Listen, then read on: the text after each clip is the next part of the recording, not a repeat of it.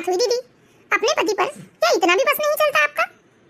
वैसे तो बहुत कूदती रहती हैं दीदी आप कि आपके पति आपको बताए बिना कभी कोई काम नहीं करते, और अब कैसे अचानक बहन को लेने चले गए और आपको बताया तक नहीं? वो तो मुझे भी मालूम ना चलता दीदी, लेकिन आपका फोन सामने हॉल में रखा हुआ था ना, तो आपके फोन में भैया का फोन आया था। भैया बता रहे थे कि वो श्रद्धा को लेने उसके ससुराल गए हैं। भैया अपनी बहन को लेने भी चले गए और आपको पता तक नहीं चला। देवरानी की बात सुनकर ममता को बहुत ज्यादा गुस्सा आया और बहुत बुरा भी लगा।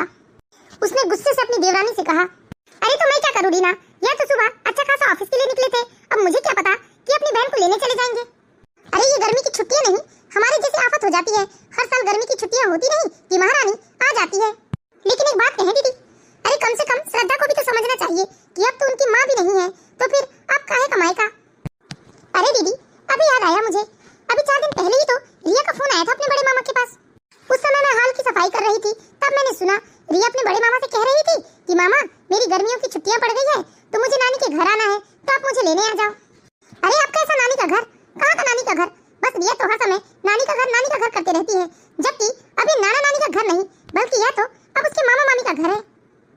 अरे दीदी उस 10 साल की रिया में इतनी अकल कहाँ? मुझे तो लगता है कि श्रद्धा ही उसे सिखाती होगी, और श्रद्धा ने ही रिया से कहा होगा कि वो मामा को फोन करके आने के लिए कहे। हाँ रीना सच कहती है तू, इतनी छोटी बच्ची के पास इतना दिमाग कहाँ से आएगा? अरे जब तक माँ थी तब तक तो ठीक था, अब माँ नहीं है, यह भी तो सोचना चाहिए ना श्रद्धा को।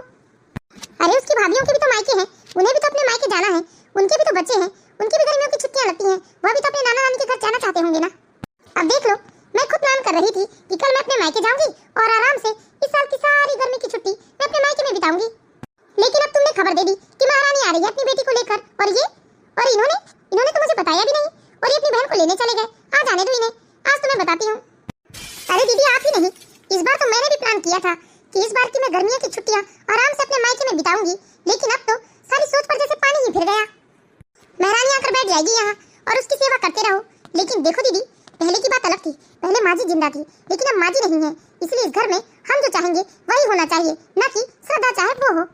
पहले माँ जी तो ऑर्डर दे दिया करती थी कि उनकी बिटिया आ रही है, ये बना लो वो बना लो, लेकिन अब हम जो बनाएंगे वही उनकी बिटिया खाएंगी, यहाँ उनकी बिटिया की मर्जी नहीं चलने देंगे हम। हाँ छोटी ऐसा ही होगा, तू चिंता ना कर, इस बार तो मैंने भी कमर कस ली है, इस बार मैं अपने इस घर में किसी की मनमानी नहीं होने दूंगी। अरे दीदी फिलहाल ये सब छोड़ो, चलो हम मिलकर खाना बना लेते हैं, महारानी आएगी तो उसका स्वागत भी तो करना पड़ेगा ना। दोनों देवरानी जेठानी अपनी ननद और उसकी बेटी को खूब बुरा भला कहते हैं, खूब कोसते हैं, और कोसते कोसते खाना बनाने लगते हैं। इधर श्रद्धा का बड़ा भाई श्रद्धा के ससुराल पहुंचता है। माँ जी श्रद्धा से कहिए थोड़ा जल्दी पैकिंग कर ले, क्योंकि मैं ऑफिस से सीधे यहीं आया हूँ। बेटा एक काम करो ना, खाना खा कर जाओ। नहीं माँ जी, अभी तो मैंने चाय नाश्ता किया है और अभी खाने का वक्त नहीं हुआ है, हम लोग घर पहुँच कर ही खा लेंगे। अच्छा ठीक है बेटा, तुम बैठो, मैं अभी श्रद्धा से कहकर आती हूँ। बहू कर ली तुमने पैकिंग मायके जाने की? जी माँ जी सारी पैकिंग कर ली मैंने। देखो बहू, तुम्हारा भाई आया तुम्हें लेने, इसलिए मैं कुछ नहीं कह सकती, नहीं तो तुम्हें भी अच्छी तरह से पता है वहाँ की हालत क्या है। सास की बात सुनकर बेचारी श्रद्धा का चेहरा उतर जाता है। तभी पीछे से श्रद्धा की 10 साल की बेटी रिया आती है। रिया ने अपनी दादी की बात सुन ली थी, इसलिए रिया ने अपनी दादी से कहा, क्या दादी आप भी बस हर चीज में रोक टोक करती रहती हैं, क्यों नहीं जाएंगे हम नानी के घर? हमारी तो गर्मियों की छुट्टियां शुरू हो गई है ना, और हर साल तो जाते हैं, फिर आप ऐसा क्यों कहती हैं मम्मी से कि आप जाने नहीं देती? रिया बड़ों से इस तरह से बात नहीं करते बेटा, दादी से ऐसा नहीं कहना चाहिए आपको। मामा देखो ना, दादी भी तो कह रही है कि अगर मामा नहीं आए होते तो दादी हमें नानी के घर नहीं जाने देती। रिया तुम जाकर मामा के साथ बैठो बेटा, मैं अभी सारा सामान लेकर नीचे आती हूँ, हम जा रहे हैं नानी के घर, तुम परेशान मत हो, ठीक है ना? ओके मामा, मैं मामा जी के साथ हूँ। देखो बहू, अब मैं इस छोटी सी बच्ची को क्या समझाऊं कि हर बार जब वो गर्मियों की छुट्टियों में नानी के घर जाया करती थी तो उसकी नानी रहती थी वहाँ, लेकिन अब उसकी नानी नहीं है वहाँ, क्योंकि उसकी नानी सबको छोड़कर इस दुनिया को अलविदा कह चुकी है। कैसे समझाऊं उस छोटी सी बच्ची को मैं कि वो घर अब उनकी नानी का नहीं बल्कि मामी का बन चुका है, और मामियाँ कैसी हैं ये मैं अच्छी तरीके से जानती हूँ। हाँ माँ जी सच कहूँ इसलिए तो मैं भी मायके नहीं जाना चाहती थी, लेकिन भैया आ गए हैं मुझे लेने, और रिया भी बहुत जिद कर रही है, इसलिए मुझे जाना ही पड़ेगा। लेकिन देखो बहू चली जाओ, मैं मना नहीं कर रही हूँ, क्योंकि बच्ची का दिल टूट जाएगा अगर तुम नहीं जाओगी तो। लेकिन हाँ अगर कोई भी बात होगी, कोई भी दिक्कत या परेशानी होगी तो तुम बस एक फोन कर देना, मेरा विक्रम तुरंत ही तुम्हें लेने आ जाएगा। और हाँ बहू ये लो कुछ रुपए, ये रुपए अपने पास रखो। अरे रहने दीजिए ना माँ जी, इसकी क्या जरूरत है। अरे नहीं बहू, ये पैसे रखो तुम। अगर रिया का कुछ खाने पीने का मन करे तो तुम खरीद लेना, किसी का मुंह मत देखना। अब वहाँ तुम्हारी माँ नहीं है जो तुम्हारे बिना बोले तुम्हारी जरूरत की चीजें तुम्हें ला कर दे दे, या तुम अपने ससुराल से रुपए लेकर आई हो या नहीं, यह बात किसी को पता तक न चलने दे। इसीलिए पैसे रखो बहू, जो भी चीज की जरूरत हो तुम्हें, तुम किसी का मुंह मत देखना, चाहे खाने पीने की चीजें हो या फिर कोई भी जरूरत की चीजें हो, तुम खुद इन रुपयों से खरीद लेना, लेकिन अपनी भाभियों से कभी कोई चीज के लिए मत कहना। बेटा, माँ ऐसी ही होती है जो अपने बच्चों के बिना कहे उनकी जरूरत की सारी चीजें चुपचाप लाकर रख देती है। सास की बात सुनकर बेचारी श्रद्धा की आंखों में आंसू आ गए। श्रद्धा, रो मत बेटा, मैं भी एक बेटी की माँ हूँ। मैं जानती हूँ कि एक बेटी के लिए मायके में माँ होना कितना जरूरी है। माँ के बिना कोई मायका नहीं होता बहू। माँ के रहते अगर बेटी खाली हाथ भी मायके पहुँच जाए ना, तो माँ कानों कान किसी को खबर तक नहीं लगने देती कि वह रुपए लेकर आई है या नहीं। बेटी की हर बात को माँ राज बनाकर रख लेती है। लेकिन अब वो मायका पहले जैसा नहीं रहा बहू, क्योंकि अब वहाँ तुम्हारी माँ नहीं बल्कि तुम्हारी भैया भाभी का राज है। इसीलिए इन रुपयों से तुम अपने मायके जाते वक्त अच्छी अच्छी मिठाइयाँ, फल सब कुछ लेकर जाना, ताकि तुम्हारी भाभी तुमसे ये ना कहे कि तुम खाली हाथ आ गई। श्रद्धा अपनी सास की बातें सुनकर बहुत ही भावुक हो गई थी और वह अपनी सास को गले से लगा लेती है। उसकी सास उसे विदा करते वक्त फिर एक बार उसे समझाती है कि कभी किसी बात की कोई परेशानी हो तो वह तुरंत ही फोन कर दे। इधर श्रद्धा का भाई श्रद्धा और उसकी बेटी रिया को लेकर अपने घर पहुंचता है, लेकिन जैसे ही श्रद्धा की दोनों भाभियों ने श्रद्धा को देखा तो अजीब अजीब सी मुंह बनाने लगी। तभी श्रद्धा के भाई विवेक ने अपनी पत्नी से कहा, ममता, जल्दी से रिया और श्रद्धा के लिए खाना लगा दो, बच्ची की भूख लगी होगी। हाँ सच में मामू, मुझे बहुत भूख लगी है। मामी, खाने में क्या बनाया है आपने? मुझे बहुत जोरों की भूख लगी है। अच्छा ठीक है, मैं भी फ्रेश हो जाता हूँ। रिया बेटा, जो भी बनाया है ना, अभी वो तुम्हारे सामने लाकर रख देती हूँ, फिर खुद ही देख लेना कि क्या बनाया है मैंने। अच्छा मम्मी, तब तक हम चलो ना, नानी के कमरे में अपना बैग रख देते हैं और मैं नानी की अलमारी में अपने सारे कपड़े भी जमा लूंगी। हाँ चलो बेटा, नानी के कमरे में चलो। अरे श्रद्धा, उधर मत जाओ। वह क्या है ना कि वह माँ जी का कमरा नहीं रहा, हमने उसे बच्चों का स्टडी रूम बना लिया है। वह क्या है ना श्रद्धा कि अब बच्चे बड़े हो रहे हैं, पढ़ाई भी दिन ब दिन कठिन होते जा रही है, एग्जाम का भी टाइम होता है, तो उन्हें एकांत में पढ़ने के लिए कोई ढंग का कमरा भी तो चाहिए था ना। इसलिए हम लोगों ने माँ जी के कमरे को बच्चों का स्टडी रूम बनवा दिया है। अपनी भाभी की बात सुनकर तो श्रद्धा सब कुछ समझ गई और वह चुप ही थी, लेकिन वह 10 साल की बच्ची रिया वह चुप न रह सकी। उसे तो यही याद था कि जब भी वो नानी के घर आती है तो वह नानी के कमरे में नानी की अलमारी में ही अपने सारे कपड़े जमाती है। उसी नानी के कमरे और अलमारी के बारे में सोचकर उसने अपनी मामी से कहा, अरे मामी जी, नानी का कमरा नहीं रहा तो क्या हुआ, कमरे में नानी की अलमारी तो होगी ना, मैं नानी की अलमारी में ही अपने सारे कपड़े जमा लूंगी। नहीं बेटा, नानी की अलमारी खाली नहीं है, उसमें भी हमने अपना सारा सामान रख दिया है, और वैसे भी अलमारी में कपड़े लगाकर क्या करोगी? अरे कौन सा तुम्हें यहाँ जिंदगी भर रहना है, 2-4 दिन के लिए आई हो फिर तो तुम चली जाओगी। अरे और नहीं तो क्या रिया, बहुत ही रहोगी तो 8-15 दिन रहोगी, उससे ज्यादा तो तुम यहाँ रह नहीं सकती। इसलिए तब तक अपने कपड़े ना बैग में ही रहने दो, बैग तो हम कहीं भी रख सकते हैं। अब देखो कमरा कम है बेटा, समझने की कोशिश करो। लेकिन मामी जी, हम सोएंगे तो ना नानी के कमरे में? अरे बेटा, हम यही हाल में गद्दा लगा देंगे, आप दोनों यहीं पर सो जाना, ठीक है ना? नहीं मामी जी, हम हॉल में बिल्कुल नहीं सोएंगे, हम तो अपनी नानी के कमरे में ही सोएंगे। और नानी के कमरे में दीदी और भैया भी तो सोएंगे ना, सारे बच्चे एक साथ हम नानी के ही कमरे में सोएंगे। अरे नहीं रिया बिटिया, हर बार में और इस बार में अंतर है। अब तुम्हारे दीदी और भैया बहुत बड़े हो चुके हैं और वो अपने कमरे में ही पढ़ाई करते हैं और पढ़ते पढ़ते वहीं पर सो जाते हैं, तो तुम अगर उस कमरे में रहोगी तो उन्हें बहुत परेशानी होगी ना। रिया बिटिया, अपनी मम्मी की बात मानो, चलो चलकर पहले कुछ खा लो, फिर यहीं गद्दा लगाकर हम लोग आराम से सो जाएंगे, ठीक है ना? छोटी छोटी बातों में जिद नहीं करते हैं बिटिया। और देखो ना, यहाँ हॉल में टीवी भी तो लगी हुई है, हम आराम से गद्दे में सोकर टीवी देखते देखते सोएंगे। नहीं मम्मा, हमें हॉल में नहीं सोना है। अरे रिया बिटिया, इतना जिद नहीं किया करते हैं, बड़े जो कहते हैं ना चुपचाप मान लेना चाहिए। अरे छोड़िए ना भाभी, वह अभी छोटी बच्ची है, वह कहाँ समझेगी, मैं उसे समझा लूंगी और यही हाल में सो जाएंगे हम लोग। नहीं श्रद्धा, अभी इतनी छोटी भी नहीं रही जितनी तुम इसे छोटी कह कहकर सर पर चढ़ा रही हो। देखना कल को तुम्हें ही इसका सर पर चढ़ाना बहुत भारी पड़ेगा। चलो दीदी, चलकर खाना लगा लेते हैं, बहुत रात हो गई है, नींद भी आ रही है मुझे। चल छोटी। श्रद्धा की दोनों भाभियां बस इतनी बात कहकर रसोई में चली गई। बेचारी श्रद्धा को अपने मायके में पहला वाला एहसास नहीं लगा। पहले दिन ही भाभियों के व्यवहार में उसे फर्क महसूस हुआ। जो भी श्रद्धा की भाभियों ने बनाया था वो अपनी बेटी को समझाते हुए खिलाती है और हाल में ही गद्दा डालकर अपनी बेटी को टीवी दिखाते हुए समझाते हुए सुला देती है। जब रिया दूसरे दिन सोकर उठती है तो अपने मामा मामी के बच्चों को ढूंढती है, लेकिन उसके मामा मामी के बच्चे तो घर में कहीं दिखाई ही नहीं दे रहे थे। इसलिए रिया ने अपनी मामी से पूछना चाहा, मामी जी, दीदी और भैया कहाँ गए? मैं दीदी और भैया के साथ नाश्ता करना चाहती हूँ। रिया बिटिया, हमारे बच्चों ने सुबह ही अपना नाश्ता कर लिया और वो अपने अपने कमरे में पढ़ाई करने भी बैठ गए हैं। लेकिन मामी जी, मैं कल से आई हूँ, लेकिन मैं दीदी भैया से अभी तक मिली तक नहीं हूँ। मुझे दीदी भैया से मिलना था। क्या मैं जाकर पहले दीदी भैया से मिल लूं? मुझे उनकी बहुत याद आती है। मुझे दीदी भैया से मिलना है। नहीं रिया, अभी तुम अगर उनसे मिलने जाओगी तो वो लोग डिस्टर्ब हो जाएंगे, क्योंकि अभी वो लोग पढ़ाई कर रहे हैं। जब वो लोग खाने के समय में बाहर आएंगे तब हम तुम्हें तुम्हारे दीदी भैया से मिलवा देंगे, ठीक है ना? अभी चुपचाप नाश्ता कर लो, उसके बाद नहाने चली जाना। बेचारी श्रद्धा अपने दोनों भाभियों के व्यवहार से वह खूब समझ रही थी कि उसकी भाभियां नहीं चाहती कि हम लोग यहाँ ज्यादा दिन रुके, इसीलिए वो इस तरह से बर्ताव कर रही हैं।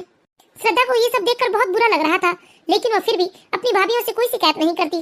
रिया और श्रद्धा नाश्ता करते हैं। नाश्ता करने के बाद रिया नहाने जाना चाहती थी, लेकिन जब रिया बाथरूम में जाती है तो उसे बाथरूम में कोई साबुन, शैम्पू या फेस वॉश नहीं मिलता। तो अपने मामी के पास जाकर साबुन मांगती है। मामी जी, मामी जी। अरे क्या हुआ रिया? मामी जी, मैं बाथरूम में नहाने के लिए गई, लेकिन बाथरूम तो बिल्कुल खाली है। ना वहाँ पर साबुन है, ना शैम्पू है और ना ही कोई सर्फ है। तो आप मुझे एक साबुन दे दीजिए ना। अरे रिया बिटिया, तुम अपना साबुन शैम्पू नहीं लेकर आई हो क्या? तुम सबका साबुन यूज करती हो क्या? अरे तुम्हारी कोई अपनी पसंद नहीं है? भाई हमारी बेटियां तो किसी का भी साबुन यूज नहीं करती। सब बड़े हो गए हैं, सबका अपना अपना अलग अलग साबुन शैम्पू है। हाँ रिया बिटिया, कम से कम अपना साबुन और शैम्पू तो लेकर आना था ना तुमको। क्या तुम्हारी अपनी कोई पसंद नहीं है? क्या किसी के भी यूज किए साबुन से नहा लेती हो तुम? भाई हमारे बच्चे तो बड़े हो गए हैं, अपना साबुन लेकर बाथरूम में जाते हैं और नहाने के बाद वापस अपना साबुन ले आते हैं। हाँ रिया बिटिया, हमारे घर कोई किसी का सामान यूज नहीं करता है। वैसे भी रिया बिटिया, हमें क्या पता तुम कौन सा साबुन यूज करती हो, कौन सा प्रोडक्ट यूज करती हो। अगर हमें मालूम होता तो हम पहले से तुम्हारे लिए ले आते। अच्छा मामी जी, तो फिर आप मुझे शैम्पू ही दे दीजिए, बस मैं शैम्पू बालों में यूज कर लूंगी। अरे भाई, तुम अपना शैम्पू भी लेकर नहीं आई हो, और वैसे भी कल ही तो आई हो ना, इतने जल्दी तुम्हारे बाल भी गंदे हो गए। हाँ रिया, कल ही तो आई हो, अभी तो तुम्हारे बाल भी इतने गंदे नहीं है, फिर तुम्हें शैम्पू यूज करने की क्या जरूरत? दिया बेटा, एक बात हमेशा याद रखना चाहिए, जब हम कहीं जाते हैं ना तो हमें अपनी पूरी व्यवस्था से जानी चाहिए। वैसे तो तुम्हें बहुत बड़ी बड़ी बातें आती हैं, पर यह सब नहीं सिखाती क्या तुम्हारी माँ तुम्हें? इधर बेचारी श्रद्धा दरवाजे के पीछे से अपनी दोनों भाभियों की सारी बातें सुन रही थी कि कैसे उसकी दोनों भाभियां उसकी बेटी से बदतमीजी से बात कर रही हैं। अपनी भाभियों की बात सुनकर बेचारी श्रद्धा आंखों में आंसू लिए खुद से ही मन में बात करने लगी कि वो इसलिए तो मायके नहीं आना चाहती थी, क्योंकि अपने भाभी के व्यवहार को अच्छी तरीके से जानती थी। श्रद्धा की बर्दाश्त की सीमाएं खत्म हो रही थी। वह बर्दाश्त नहीं कर पा रही थी कि उसकी भाभियां उसकी इतनी छोटी बच्ची से इस तरह से बदतमीजी से बातें कर रही हैं, कि कैसे उसकी दोनों भाभियां सिर्फ एक साबुन के लिए उसकी बेटी को इतना कुछ सुना रही हैं। अब तो श्रद्धा से कुछ बर्दाश्त नहीं हो रहा था। उसने गुस्से से अपनी बेटी रिया को आवाज लगा दी। अपनी माँ की आवाज सुनकर रिया भागते हुए हॉल में अपनी माँ के पास जाकर अपनी माँ से चिपक जाती है। रिया की आंखों में आंसू देखकर श्रद्धा का जैसे कलेजा फट रहा था। श्रद्धा रिया को बहुत ही प्यार से समझाते हुए कहती है, अरे रिया, क्यों गई थी तू अपनी मामी के पास? अगर तुझे कुछ चाहिए था तो तुम मुझसे आकर मांगती ना, मैं लाकर देती तुझे।